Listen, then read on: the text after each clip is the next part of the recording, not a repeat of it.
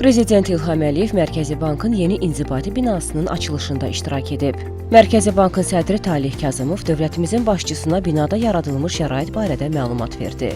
Yeni bina paytaxtın Heydər Əliyev prospektində yerləşir. Müasir şəhərsalma prinsiplərinə uyğun inşa edilmiş bina yüksək funksionallığa və qabaqcıl texnoloji göstəricilərə malikdir. Prezident İlham Əliyev milli pul nişanlarının konseptual yanaşmasının, dizayn xüsusiyyətlərini və texnoloji inkişaf xəttinin müasir təqdimat üsulları ilə nümayiş olunduğu sərgiyə baxdı. Bildirildi ki, sərgidə milli pul nişanlarının tarixi, inkişaf mərhələləri, dizayn və mühafizə elementləri əks olunub.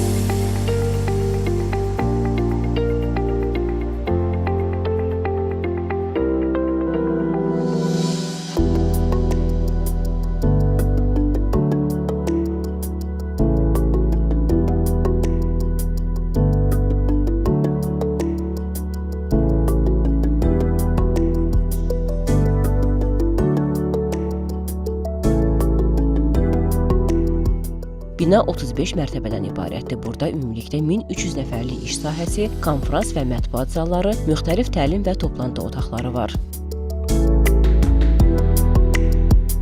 Yeni binanın layihələndirilməsi zamanı əlçatanlıq və inklüzivlik prinsiplərinə xüsusi diqqət yetirilib. Fiziki məhdudiyyətli şəxslərin binaya rahat və təhlükəsiz şəkildə girişinin, həmçinin sərbəst hərəkətinin təmin edilməsinə imkan verən infrastruktur yaradılıb.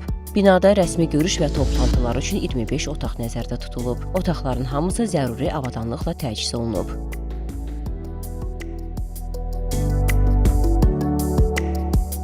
Yüksək keyfiyyət, təhlükəsizlik və dayanıqlı inkişaf standartlarına cavab verən binada müasir texnologiya və informasiya sistemləri də quraşdırılıb.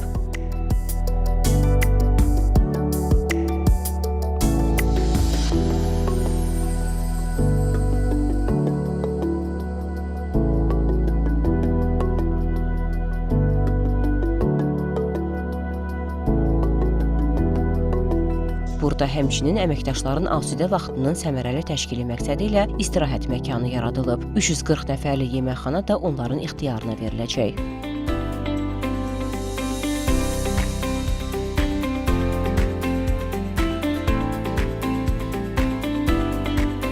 Müxtəlif tədbirlərin və təqdimatların keçiriləcəyi 240 nəfərlik konfrans zalında isə hər bir şərait mövcuddur.